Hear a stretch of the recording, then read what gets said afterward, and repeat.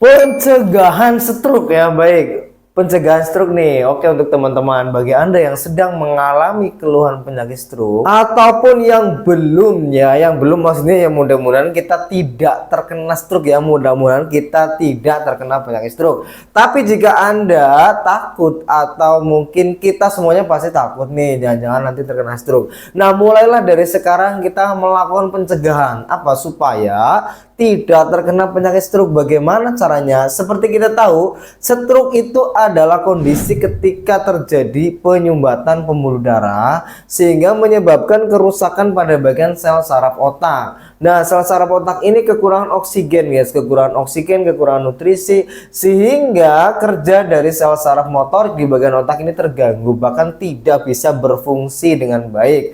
Nah, maka dari itu berarti kan kita tahu nih, yang rusak itu apanya? Yang rusak adalah yang ada di otak kita. Yang ada di otak orang yang terkena stroke, yaitu sel saraf yang bagian motoriknya itu terganggu, bahkan tidak bisa berfungsi.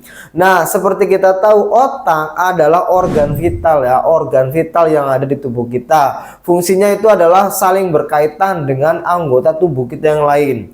Karena tangan kita bisa bergerak, kaki bisa bergerak, itu ada hubungannya dengan sel saraf motorik di bagian otak. Sel saraf di otak menyuruh, misalnya tangannya bergerak, secara spontan otomatis tangan kita akan bergerak. Nah, ketika sel saraf motorik terganggu itu bagaimana, guys? Tidak bisa melakukan gerak ya anggota tubuh, tangan dan kakinya. Mungkin orang terkena stroke tangannya sehat ya, kakinya sehat, itu tidak masalah. Tapi yang rusak adalah sel sarafnya, sel saraf yang berfungsi untuk memerintah agar tangannya bisa bergerak, agar kakinya bisa bergerak. Tapi kalau sel sarafnya rusak, otomatis akan terganggu, guys, anggota tubuh yang untuk bergerak, kakinya atau tangannya itu tidak bisa untuk bergerak. Nah, kemudian tindakan pencegahan apa saja supaya kita terhindar dari penyakit stroke? Kalau stroke itu kan penyebabnya dua ya. Yang pertama karena penyumbatan pembuluh darah. Nah, kita tahu nih penyumbatan, kenapa darah itu bisa tersumbat. Kita harus cari tahu dulu ya, kenapa darah itu bisa tersumbat, mengalirnya tidak lancar. Nah, itu biasanya karena kolesterolnya tinggi. Jadi timbullah plak-plak lemak di pembuluh darah arteri ya di bagian otak, dan itu bisa menyebabkan penyumbatan pembuluh darah ke sel saraf otaknya menjadi terganggu. Nah, berarti kalau karena kolesterol ya kita harus tahu supaya kolesterolnya kita tidak tinggi, supaya kolesterolnya kita stabil ya. Itu dilakukan pencegahan. Yang pertama, jangan terlalu mengkonsumsi makanan-makanan yang berlemak ya. Itu bisa menyebabkan kolesterolnya kita tinggi. Rutin berolahraga ya untuk membakar lemak yang ada di dalam tubuh kita. Lemak itu sebenarnya sangat berfungsi, guys, di bagian tubuh kita. Tetapi kalau terlalu banyak ya, terlalu banyak itu bisa menyebabkan kolesterol. Lah, itu bisa menyebabkan orang terkena stroke nantinya. Makanya kita harus rutin olahraga nih untuk pencegahan. Supaya apa? Pembuluh darah kita tidak sempit ya. Pembuluh darah kita tidak menyempit. Pembuluh darah kita lebar. Makanya kita harus rajin olahraga.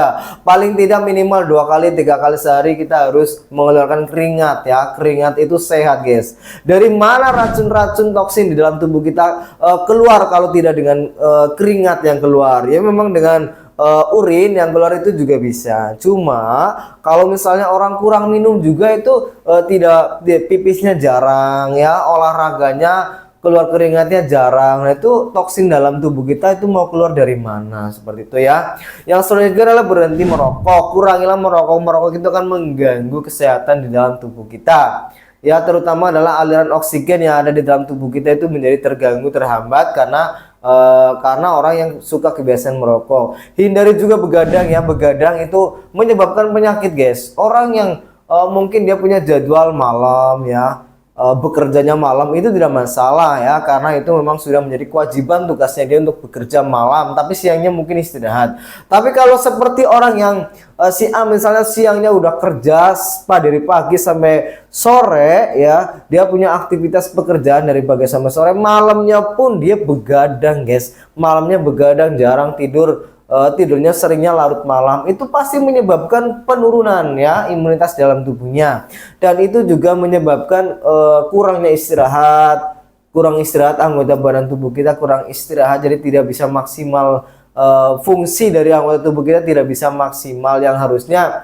waktunya anggota tubuh untuk istirahat tapi kita begadang melek sampai pagi misalnya, itu bisa menyebabkan orang nantinya bisa terkena penyakit stroke juga.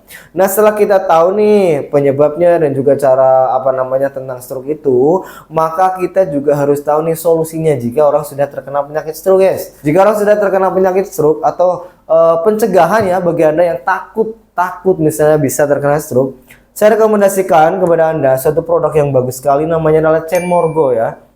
Chain Morgo ini ekstrak daun pegagan, ekstrak mengkudu, ekstrak sambiloto ya. Pegagan atau Centella asiatica itu sudah sangat terkenal ya, dan itu fungsinya adalah untuk melancarkan peredaran darah yang mengalami penyumbatan. Yang kedua juga ada mengkudu. Mengkudu ini fungsinya adalah untuk menormalkan tekanan darah tinggi, untuk menormalkan kadar kolesterol ya, kadar kolesterol yang tinggi. Dan juga ada kunyit ya. Kunyit ini fungsinya adalah untuk merevitalisasi atau meregenerasi sel-sel yang rusak ya akibat terjadinya penyumbatan pembuluh darah tadi.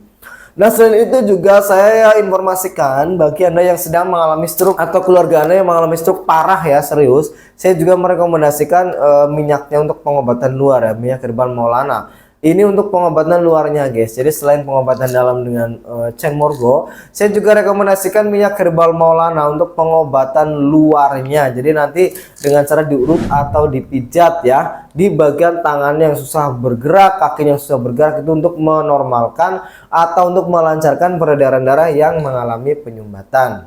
Terima kasih. Dan jika Anda sedang mencari solusi pengobatan stroke, bisa hubungi saya, nomor WhatsApp ada di bio. Silakan.